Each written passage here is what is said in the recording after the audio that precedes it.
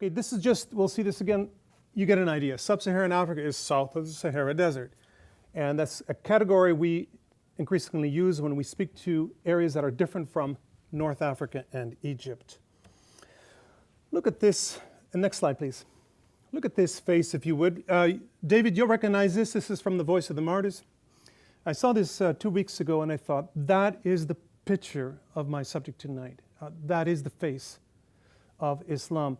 Danjumi, you'll recognize that as a Hausa name. Shakura was attacked by militant Muslims, 13-year-old boy, left for dead and found, and they were ready to bury him only to find out that he was still alive. Voice of the Martyrs made a great impact. And look at that beautiful smile. So this is persecution, if you will. This is a portrait of persecution. He will never have that eye probably again, and he will have these scars, but he has hope. We have a very powerful gospel. So let me take you to this continent where this young man is amongst many. Africa as a continent and Sub-Saharan as a sort of a geo-region now leads the world in persecution sponsored by the Muslim militant agenda of both Christians and Muslims. We're not the only ones that are being killed. South Sudan alone, since 1960, has lost close to 2 million people, and a disproportionate high percentage of that are those who have suffered a premature death because of a militant Sharia theocracy of the Arabized North. I could easily move into the zone of 1 million people have lost their lives because of militant Sharia law. Sudan is not even the exception. We have several places that are extremely volatile, and jihadi aggression is just volcanically erupting on the landscape of Africa and the Middle East. And in this ever-boiling, intermittent cauldron of persecution, we immediately will hear, as you will through the news, that this is somehow to do with, read, tribalism, failed states, civil wars, and economical deprivation. And what they're saying is we can dismiss this as persecution. And so the cries of the persecuted are rejected because somehow they're always colluded together with other causes. And I'm going to suggest to you tonight that we should not overreact to those kind of portrayals. When people say, oh, you know, that's just tribal, that's just political, that's just historical. I don't think we should overreact to that because that's precisely the mess that we see with the persecution of our Lord and the ingenious efforts that were made to explain away his martyrdom. It will always be that way. Take again Christ's crucifixion. What were the charges against him? King of the Jews, that's political.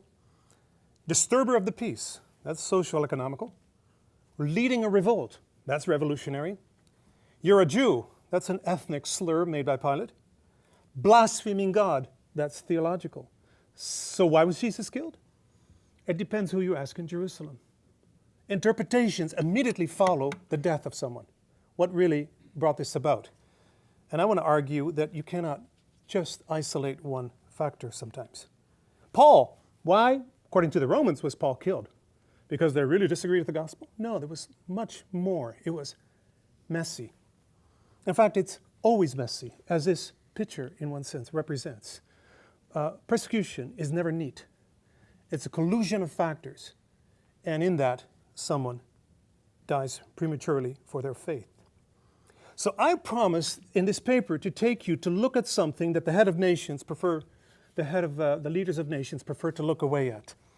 And they're told that it's largely political, largely tribal, and therefore they can concentrate on far more important issues in the world, such as global warming, commodity wars, saving the planet, proxy wars, illegal immigration, and financial crisis. In other words, the slaughter of human beings in Congo or in other areas like that are they quickly look away from that. But we, as Christians, must not and we may not look away at our brothers and sisters that are suffering in Christ in all over the world, but tonight we will look at Sub-Saharan Africa. Now, when I speak of Sub-Saharan Africa, we can go back just to the first slide. You'll see generally we will refer to anywhere from here, Mauritania, Senegal, all the way down to here. I will not include Somalia because there are no Christians there. If they're there, they're in hiding and they're often fleeing because that's how incredibly dangerous it is. We will swing by and pick up Ethiopia, and then we will look predominantly at areas over here.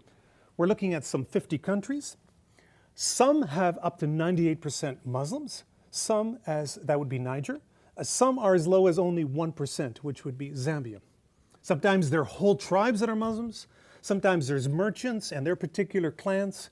Sometimes it's Muslim missionaries. And sometimes, and this is the more recent phenomenon, there are refugees. So every country has Muslims, but it can range from 1% to 98%. And not all of them have persecution. They will have countries that have never seen persecution between Muslims and Christians. And for some, northern Nigeria, it's a constant threat, a weekly threat. Other areas is sporadic. It can happen and then not reappear again for another 10 or 15 years. Once again, it's not a consistent portrait that we can paint all the way down. It's like a collage. And you have to look at incidents and isolated contexts. If we could go back to the third, we can now go to the third slide, please. Thank you. So the Maghreb, when I refer to the Maghreb, I'm not including Egypt, but I'm referring to this whole area right here.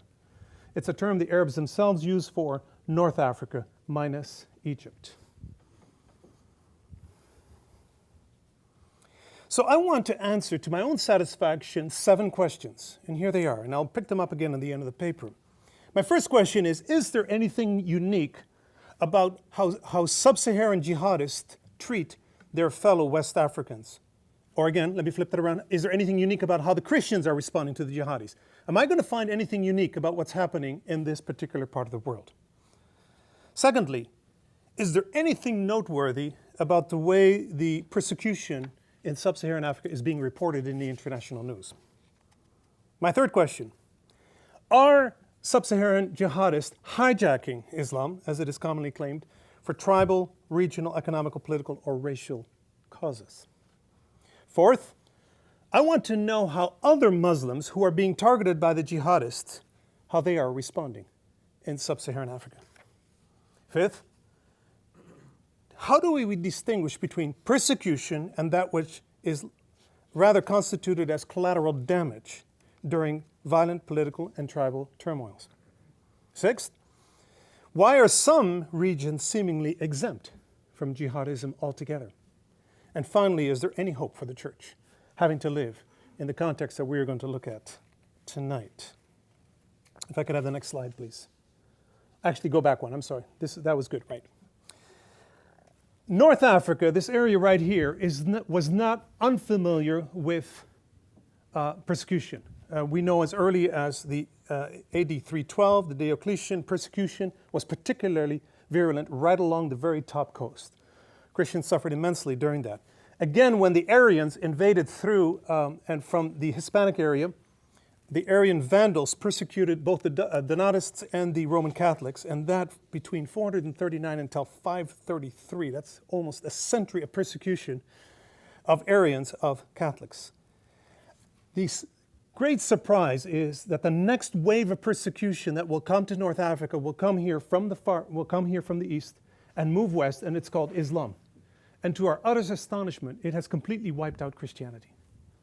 All Christianity, with the exception of Egypt, was entirely wiped out by the Islamic persecutions.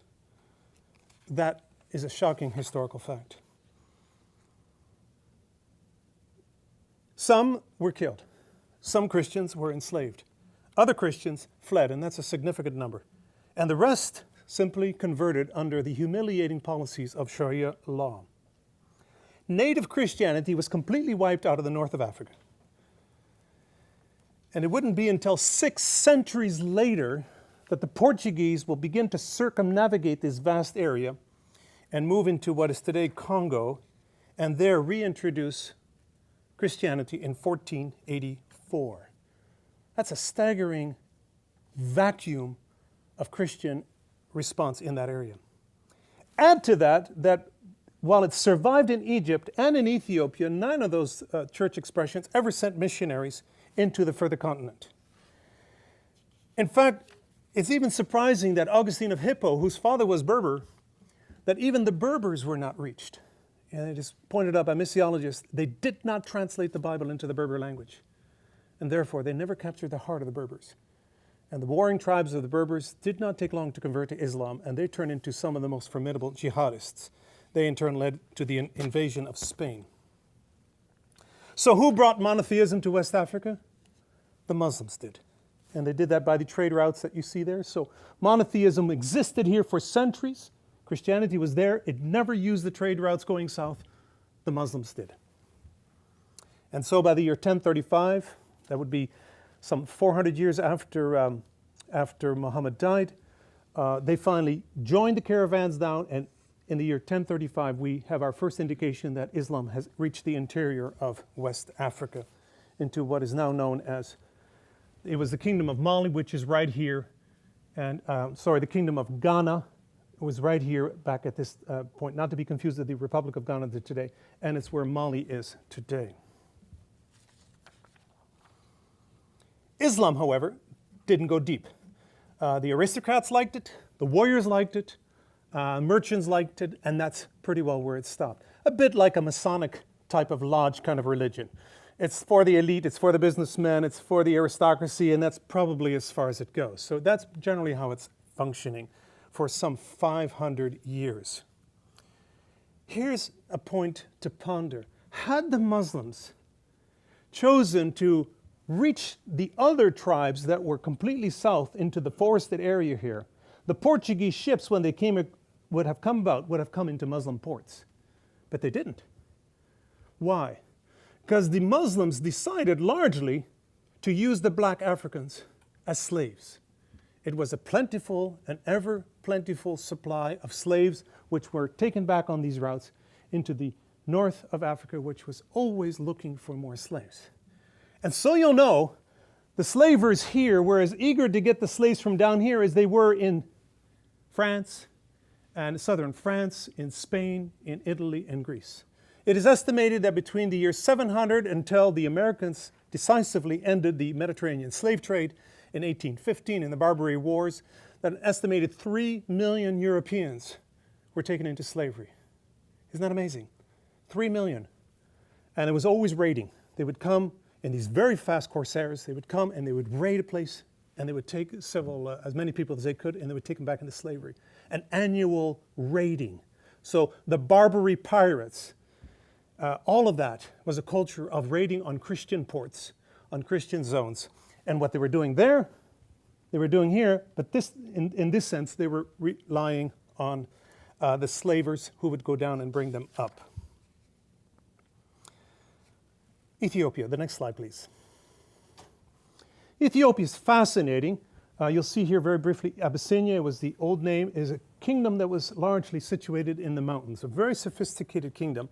I'm not going to take a lot of time on this. I would love to. In fact, it deserves a whole paper, but I want to notice several things about this remarkable case study of Christianity facing Islam in Ethiopia. First of all, they welcomed some Muslim refugees during the lifetime of Muhammad, twice in fact. And as a result, for 900 years, because of their gracious treatment of the first Muslims, for about 900 years, they had a sort of non-aggression understanding. They were treated different than any other nation surrounding the Arabian Peninsula. All others got invaded. They left Abyssinia alone. Secondly, when they finally tried to penetrate down, as centuries go on, there was a calls for jihad, a calls for expansion. And when they tried to make their way down the Nile, they confronted the Nubian empires. Now, the Nubians were formidable fighters. They were a good match for the Arab warriors. And for a 600-year period, nobody could penetrate further down than where the Nubians were located. The Nubians were largely Christian, at least the aristocracy was. And tragically, in a period, I think 1075, the Mamluks finally brought in new technology, and unfortunately, 1275 I should say, and finally they were defeated, and since then, tragically, the entire Nubian race has become Muslim. So they had a unique treaty. They had a people group that largely kept the Muslims from dropping south on the Nile, because that was the only way down in. They had another thing, mountains. And if you're Swiss, you're very happy that you have mountains, because not even Napoleon would invade Switzerland. And that was an advantage they had. They had forested mountains, and you just didn't bother. So you had to calculate whether you even wanted to fight that area if you could reach it. And finally, they had something that was absolutely fascinating. and I certainly pass this on to my colleagues and my teachers when I'm working in West Africa. They had a Solomonic heritage. They viewed themselves as an Old Testament people, a monotheistic people. This is the core original Amharic culture. And so you'll remember from Acts chapter 8, when the Ethiopian comes, and we talked about that during one of our baptismal papers. He's going to take this gospel. He knew how to read Hebrew. Where do you have that from? Well, that's a Solomonic culture. And he took it back to the court of Candace. And so that happened even before Paul was converted, which means this happened before Christianity ever entered Europe. And I say to my students in Africa, the gospel came to your continent before it came to mine. Unfortunately, it stopped in Ethiopia. And fortunately, it didn't stop in Europe. Europeans somehow managed to go forth with it. But you received the gospel before we did. And therefore, you have a place of honor. Don't you let people call Christianity a white man's religion, because you had it. And the Ethiopians, particularly not only the Ethiopians, but the Copts in Egypt, have had it right from get-go. You have a place of honor. Reclaim it. Reclaim it. Well, anyway, these are the reasons why it's such a remarkable case study to look at Ethiopia. Eventually jihads were declared against them, and were from where else but the Somali coast, which to this very day are very good at pirating and raiding and all of that. And that finally began, and it became so desperate at one point that they even needed help from outside. But I'm slightly ahead of myself. I need to introduce a name to you, Prester John. Not to be confused with the priestly uprising in, what was it, Dr. Haken? The priestly uprisings in Birmingham or something like that? Priestly. Anyway, this is Prester. And Prester John was a legendary Christian monarch assumed to be in some distant Asian world who needed help, who was sending out cries, I am a Christian monarch and I'm looking for other Christians to help and rescue me from these infidel Muslims who are invading my country. And this became popular, passionate reasons and cause for the monarchs to say to their captains before they're leaving, be sure to find Prester John. And Prester John became the passion, and eventually somebody decided that Ethiopia must be the place because that place has been Christian since whenever. And as a result, they said, we have found Prester John. But the so-called Abyssinian monarch viewed it differently. He thought, if you take this message back, I'm going to see way too many of you. And therefore, he wouldn't let these people go. He'd put them under house arrest in his palace. And so these Portuguese would come, and they could never go home.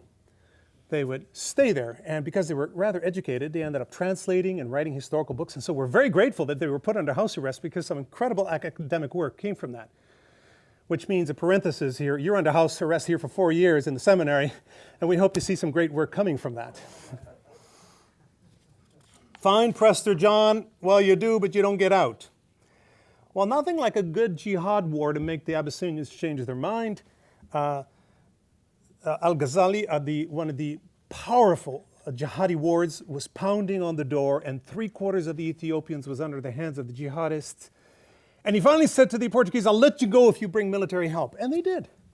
Somehow he's able to stave off the jihadists, and 400 musket-wielding Portuguese knights showed up. And if that didn't turn the battle, because that was new technology. In fact, the technology was most effective when one of these Portuguese knights took a direct shot at Al-Ghazi and put a bullet straight through his forehead. It was the end of the war. It was the end of the jihadi. Ethiopia somehow remarkably recovered all of their territory, but they didn't have peace. It was simply the open act of hundreds of years of push and pull between Christian and Muslim tribes. Ethiopia decided to become isolationist. They kind of drew up their drawbridges. Protestants were chased out. They didn't want foreigners to come in. It is a study of hope because they survived. But it's a study of them strongly saying we want to hang on to our heritage and our heritage alone. If you ever do find resources or time to read on the history of Ethiopia, fascinating. 2,000 years of Christianity somehow survived. Folks, there are more Christians than ever in Ethiopia, and there are more Muslims than ever in Ethiopia. And up until now, the balance is holding. It's hard to know because increasingly governments are no longer doing religious census, and that makes sense. counting number of religions only turns into political capital for which side? It's usually bad side for the one that comes out the loser. And so governments are realizing, don't count religions anymore. And I believe it's not allowed in the United States, is it? I don't think you're allowed to have the government is not allowed to do census of your religious convictions, which is a good thing. Let me just say this before I move away from Ethiopia. Patrick Johnson estimates, he's a missiologist, that Ethiopia alone will become the largest Orthodox nation on the earth by 2050, with an estimated 56 million followers. Isn't that amazing? That's not yet counting the evangelicals and a small Roman Catholic presence. Evangelicals are doing very well as well. And by Ethiopia, I also mean to say that if you took the Orthodox expression of the Copts of Egypt, add to that whatever's there in Eritrea and Ethiopia, 40% of the entire Orthodox community in the world is now just in those three countries. That is missiological capital. And my great desire is that the Orthodox will get a missionary vision. How they will develop that will mean God, the Holy Spirit, will have to do an amazing work in their theology. And it is to be hoped that happens, that it's not just simply an exporting of whatever they've done over the centuries. Tragically, they're quite good at persecuting Christians they don't agree with. So for anyone who's worked in Ethiopia, when they're talking about persecution, the likelihood is evangelicals were being persecuted by the Orthodox Church. And so it's not always a beautiful portrait. As I said earlier, it's messy. If we could go to the next slide, please. Religious persecution. I want to present to you factors of religious persecution. You'll see by this slide over here different colors representing different empires. Notice the Islamic empires are largely parked in the area called the Sahel region. Sahara Desert, and then underneath you have the whole belt of the Sahel. It's right in this area that they have a very prosperous. This basically is deep forest with hundreds of tribes, and they're not moving any further south than that. So the Islam of that period, as we said, is like the Freemasons. It's a very private type of religion. It's extremely high caliber because they have a fountain of gold, fine gold. And when you have fine gold, you will attract Muslim merchants. And so they started to purchase some really good scholars and writers, and Timbuktu, who doesn't know the name Timbuktu, became a medieval term because they had so much gold. And therefore, it attracted, and it became an academic center, and some of the finest manuscripts outside of Egypt and Ethiopia are found in Timbuktu. And you'll recall a couple of years ago when there was a jihadist attack on Mali and Bamako, and how they took over certain, particularly in Timbuktu, and jihadists there started to destroy some of these manuscripts. Fortunately, they only burned the edges. Somebody just lit a match and then walked away, realizing paper burns better if you separate them. Fortunately, they didn't, and so they got badly singed, but not entirely destroyed.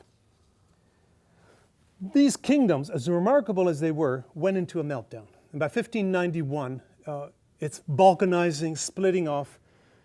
And what happens to Islam? Well, Islam morphs remarkably into what's called ulema, teachers, who live among the nomads. And so Islam moves from the aristocracy down into the nomadic tribes and survives for 150 years very, very well. Again, they did not seek to proselytize. They were more interested in the black slave market. And here I want to posit this observation. Muslims knew they had no right to enslave another Muslim. That's theologically that's in their theology, it's in the Quran, it's in the Hadith, it's in the Sharia law. As a result, they chose not to evangelize, to use a Christian term, they chose not to proselytize those black African tribes down here, so that they would always have an endless supply. And the treatment was horrific. The attrition of life was staggering. Before, if you take, like for example, 100 went there, maybe 25 would only survive and make it there. And so the Sahara Desert has bones littered with slaves who never made it. People, I suggest to you that that is persecution. Because these people are intentionally idolatrous, kafir, pagans, who they enslave and for another market. and they chose not to, as it were, reach them with their own faith. And I suggest to you, the first wave of persecution that the Muslims visited upon Africa was by enslaving their people. Now, it gets rather scandalous because we Westerners got caught up in that horrific trade, and we became buyers from these suppliers. We ourselves didn't do the actual enslaving, we simply bought them as middlemen. And so we became tragically and deeply complicated with that. And the very area that I work in Benin, used to be called the Slave Coast, because it had the most horrific amount of slavery coming out of that area. Next slide, please. Early roots of jihadism in Sub-Saharan Africa. So the Islam of this time period is rather tolerant, illiterate, and we would use syncretistic as a term we'd use, and people will say folk Islam. People aren't deeply practicing it, but there is an exception. There's that imam that goes all the way back to Egypt, or all the way up to the Libyan coast, or all the way over to on the Hajj, and he spends years getting training and then comes back home. And these become the agents of jihadism that are introduced into Africa. They bring back an intolerant, militant Islam, waging war, exclusively claims, rejecting all traditional worship, and destroying any competitive form of Islam that they find on the ground. Isn't this interesting? So by the clergy, although they don't like the term, we will use it just as an in-house term, by their clergy, they are reintroducing a high form of Islam that is going to largely be confronting and at war with the tolerant version of Islam that's found on the ground. 1675 is the first West African jihad, and it's by Imam Nasir al-Din. Now this should interest us because jihadism is therefore beginning and will have waves and waves, centuries, 2 centuries before the first European colonists or whites show up. What am I establishing by this is that you cannot make a correlation and say jihadism out there is a result of a reaction against white Westerners. That's just simply a false thesis. Even the Wahhabi was a reaction against other Muslims. It was not a reaction against the British or the French or anyone else. It was a reaction of Muslim on Muslim. And therefore the Wahhabi, the Salafi, all these militant forms have their origins in an internal house crisis. The purists are trying to take on the tolerant. And therefore, it's only later on that when the white Europeans come, that the jihad gets redirected towards the West. But do you follow me? We are not the primary cause of jihad. The primary cause of jihad is in-house cleansing, and that's exactly what you see in West Africa. So whatever reasons are suggested, it's patently clear that Europe, Christianity or modernity are not among the reasons for the rise and the origin of jihadism in Africa. Next slide, please. I'm not going to take you through the areas where jihadism metastasizes and moves. It starts here and basically swings all the way over here. A lot of names that you'll never have heard, and so read my paper if you're very interested in the waves and waves of jihadism as it's shown here. But I must introduce you to Ousmane Danfodio. He's the archetype of the type of jihadist who will define the waves that come later on. He makes that trip. He gets this spiritual sense of pure Islam that he must bring back. Doesn't this sound like today's news? He brings back and initially attacks his own fellow Muslims for the low-level syncretistic Islam. Failing that, he withdraws into a private camp, gets other people around him to create this pure Taliban students in order to prepare themselves to go and take down the Muslim monarch. Ousmane Danfodio, the most famous West African hero that shows up in the textbooks, never saw white people. And if he did, there is no evidence that he ever ran across them when he was in Saudi Arabia or else. But he represents that purification process, which has nothing to do with the Western world. Jihadism was an internal phenomenon. I should not leave this area until I bring our dear General Gordon in. They're bound to make a movie on him sooner or later. The fact how the Mahdi, a self-declared Mahdi in Khartoum, Sudan, rose up, took the city, wiped out the British, and beheaded General Gordon. Why is that important? Because it was the first time in centuries that a Muslim army had taken down a white Western European army. I teach the history of Islam, and so we go through these vast kind of ebb and tide warfares between wherever the caliphate is situated and wherever European powers are trying to make their coalitions. And it's always this tide back and forth. Well, I'll tell you, they have been on their back pressed against the wall. They have been beaten for centuries. The Muslims since 1683, that's at the gates of Vienna, September 12th, 1683, have been suffering loss upon loss upon loss upon loss. 1683, I take you now to 1884. Finally, there's a huge win. Psychologically, it has the same effect on this whole African community in West Africa as 9/11 has had on Muslims. Yes, we can take them down. A sense of, we did it. We struck them. So this was huge, and the British knew it. The British knew they absolutely had to reconquer, and they did.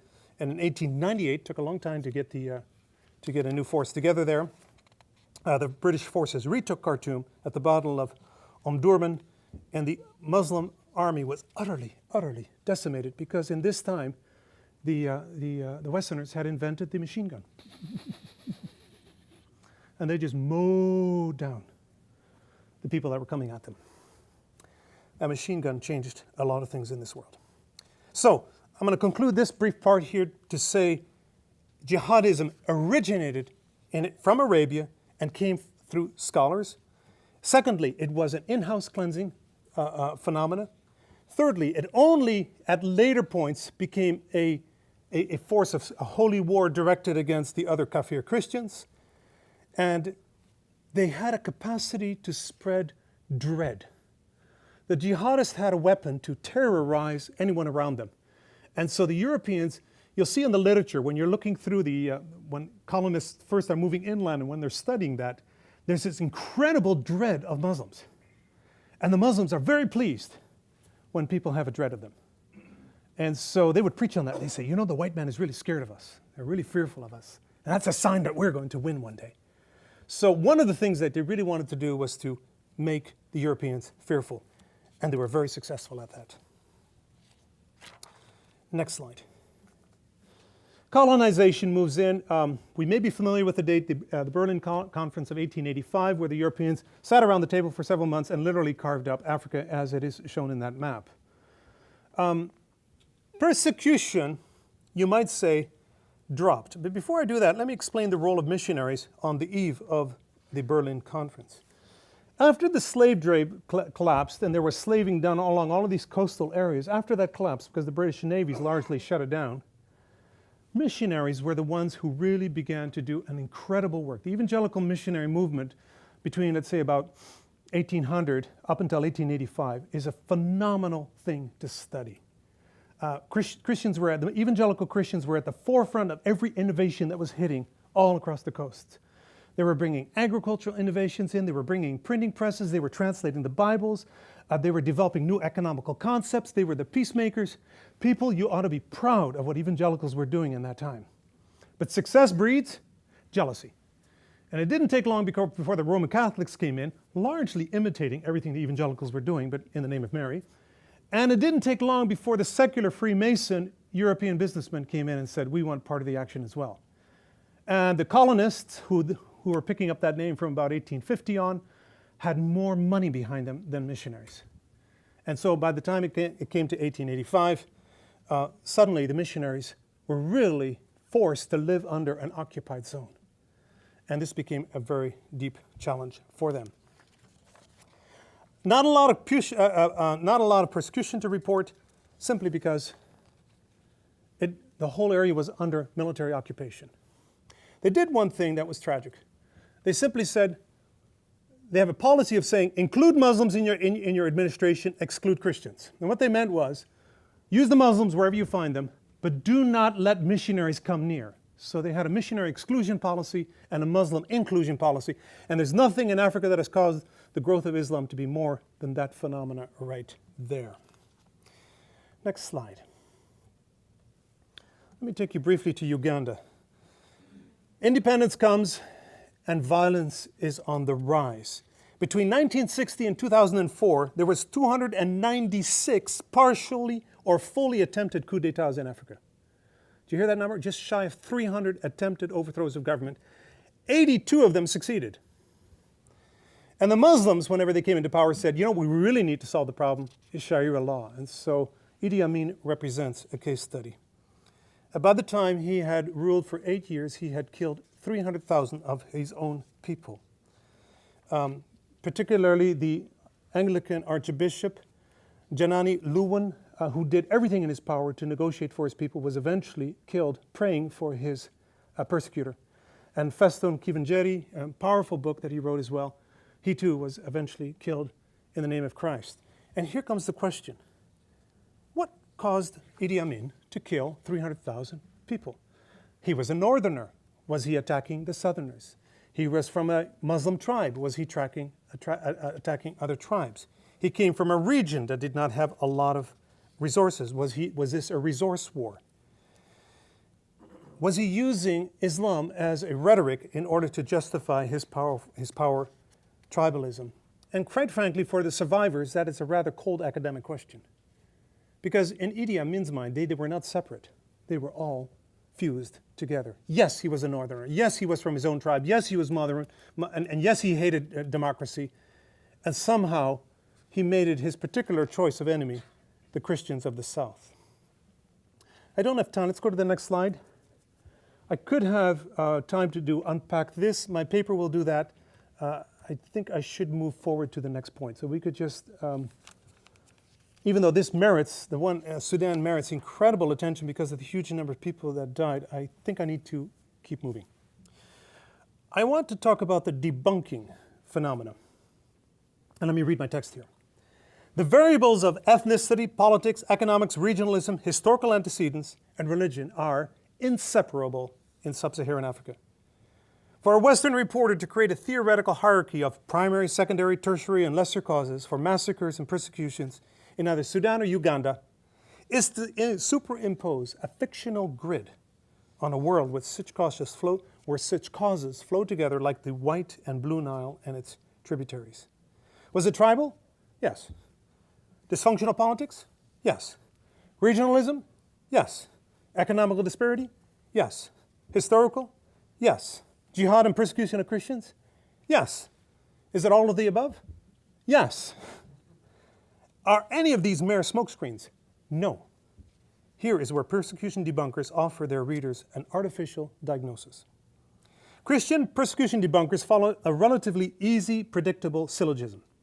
First, they set up a pure model of pure martyrdom based exclusively on the victim's confessed faith. Genuine martyrs, as they portray it, die uniquely for their religion and no other cause. And next, they canvass and catalog other proposed interpretations or explanations for the victim's death, racial, tribal, political, and so forth. And then they rank what they feel are the real causes, and they publish their debunking. Doing that, the Muslim on Christian violence is promptly downgraded from religious persecution to violence resulting from common causes. Religious factor is dismissed as a false pretext. The martyr is not a martyr, that is debunked.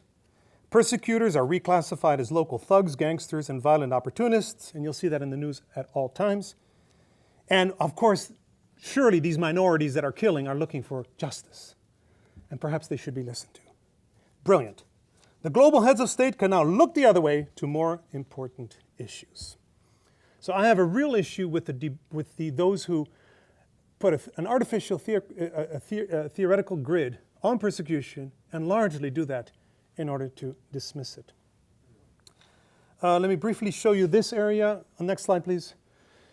You'll see the banded area. It's called the transition zone. It's an artificially zoned to say there's an awful lot of tension.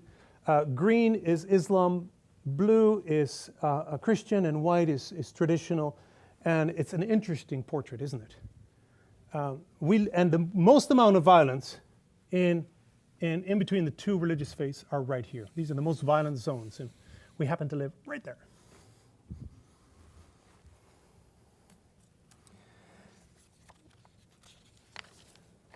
Next slide, case of Nigeria. Nigeria is a complex case because only the north of Nigeria is kind of hemorrhaging in this incredibly violent war. I won't have time to look at the history of this, but just to know that the 12 states of the north have declared Sharia law, and the 24 states of the south have declared Western law. This is called a judicial system divided against itself. How can Nigeria possibly survive? And that is a question everyone is asking. And Boko Haram is very much in the north. And they have brought about a new phenomena. It's a new word that I need to introduce to you tonight, and it's the word dimitude. The word dimitude. I should have written it up there. D-H-I-M-M-I-T-U-D-E. It means how to, by Sharia law, there is a group of Christians and Jews that have to live in an inferior ghetto-like status permanently, forever, alongside of Muslims. And we must be humiliated in 34 different points. And so we are permanently to be living in humiliation. Sharia law demands it. All 4 schools demand that. And in fact, there's whole sections on dhimmi behavior. We are discussed in Sharia law of how we have to live that inferior status. We should take the discussion of Sharia law in Europe and North America very seriously, because they're talking about us as much as themselves. The difficulty is how do you, as a Christian, live in the north when they put you into that dhimmi status? And for that reason, we can talk about millions of people who have fled from the north. And that is called persecution. We estimate that 17,000 people have lost their life prematurely ever since Boko Haram has come into power. They've turned themselves into a household word. Is there anyone here who didn't hear the word Boko Haram before coming to? Which is their intent. Their intent is to make headlines, to be known, to be the household word. That is exactly what they want. Which puts the journalist in the crisis. Should we give them what they want? Which is a headline. And should we give them a headline that makes people nervous? Next slide.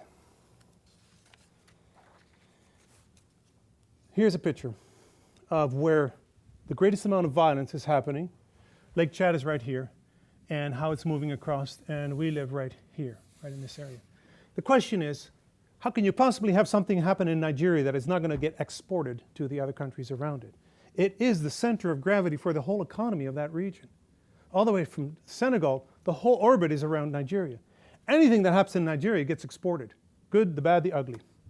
So jihadism is being incubated, as it were. And the churches in Benin, which I'll be seeing within a week, are forever living with the question, not will it come, but when will jihadist cells finally emerge? In fact, let me tell you how unpredictable this is. In January 18 of this very year, suddenly the headlines were filled with 69 churches were torched and burnt and completely destroyed in the capital of Niamey. And 5 other Christian schools and buildings were taken down. About 10 people lost their lives because of Charlie Hebdo. Remember Charlie Hebdo in January, those 8 people from that French magazine that got slaughtered? Some reason the Muslims in Niamey decided to attack all the Christians in their city because of what happened in France. Now all the political fingers pointed to Boko Haram, but the point is, who would have predicted that? And we lived there 2 years ourselves in the capital of Niamey. We know the people. Nobody would have said it at the turn of the year, oh, you know, jihadists are really close. It could happen at any time. That conversation never took place. Well, if that's the case in Niamey, it can happen anywhere. And so Africa lives with this incredible dread. It's one of the reasons why so many of the people are fleeing is because of this crisis. Briefly, Central African Republic was in the news last 2 years. It's a very ugly portrait because while they were being persecuted by jihadists, the tide turned. And the international force came in, peacekeeping force came in, and the Christians decided to pay them back in coin and went out and started slaughtering Muslims. And by the time the smoke cleared and all the people were killed or fled, 417 mosques had been destroyed. That too is history, isn't it? Because that's what they did in the Crusades. So it's tragic to see our worst examples effortlessly reappearing. Next slide, please. This is the country we live in. Dark green means Islam, and we work in the north. I just want to mention here that the hidden face of persecution is poisoning. More people will die of being poisoned than any other region. So when I go there and I find out that there's persecution, they won't talk about somebody pulled out their machete and attacking someone else. 9 out of 10 deaths happen because somebody gets poisoned. So most Christians that I know in West Africa, that I personally know of people who have had to flee their own family in the danger of being poisoned, particularly someone who's coming out of a Muslim home. And all of them know what it's like to try to keep somebody safe. And they have the honor of having some Christians in their church.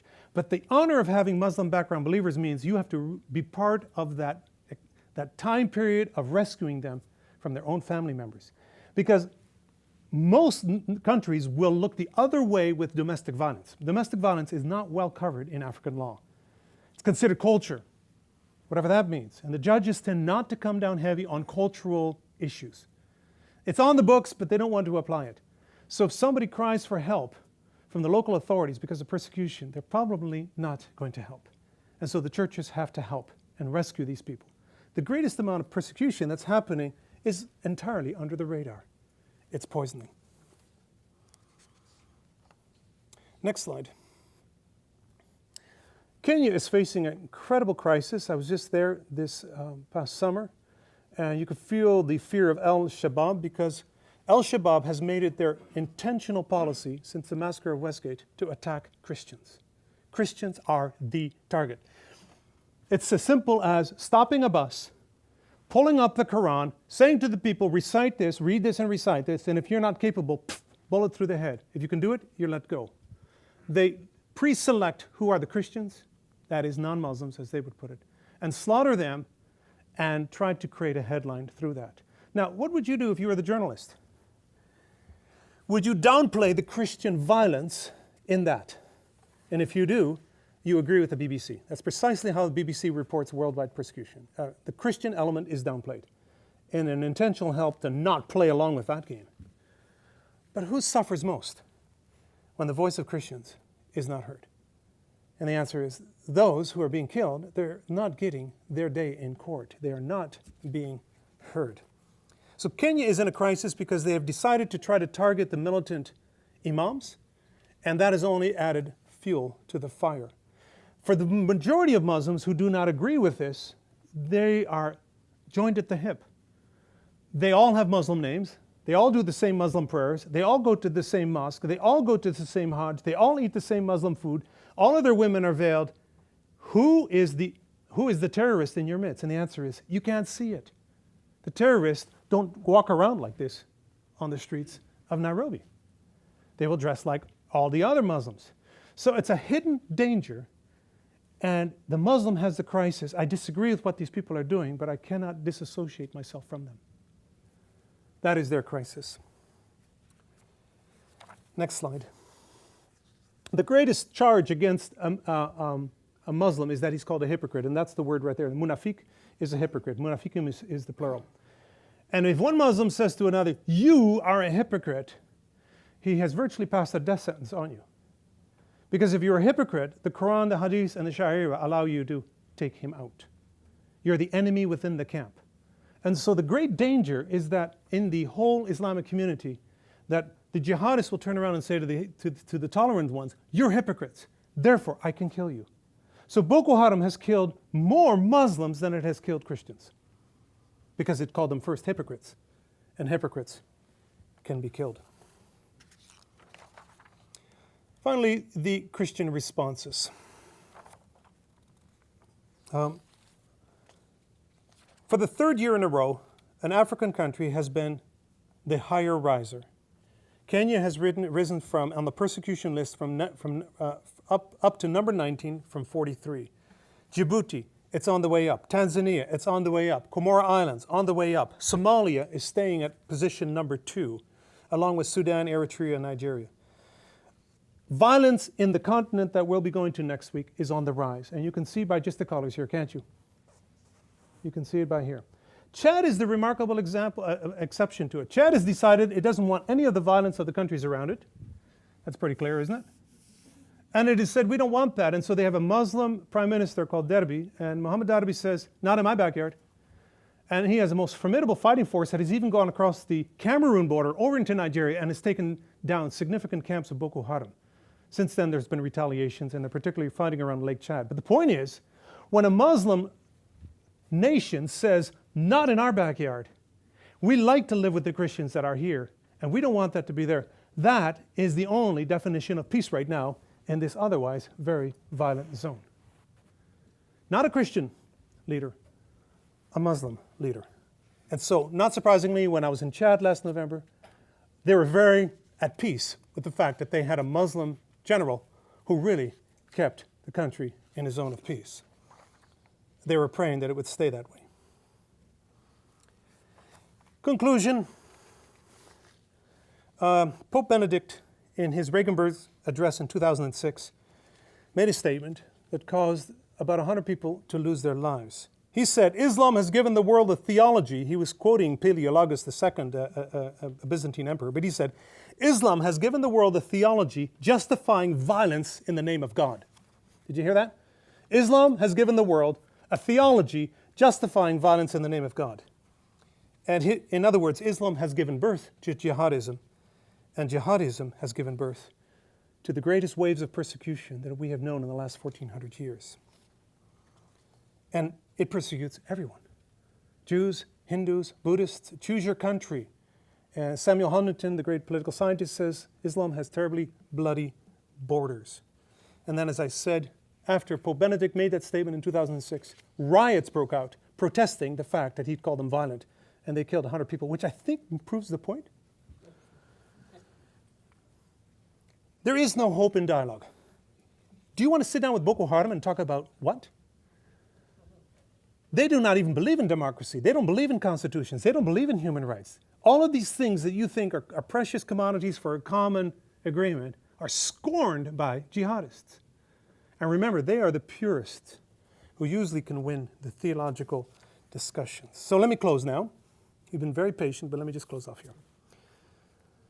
Do they treat jihadists, do they treat their people any differently? No. Are Christians responding any differently? No. I could wish I could tell you that some of the best turning of the cheek is happening in Sub-Saharan Africa. I can't. They're repeating all the ways that we have responded to Islam over the centuries. And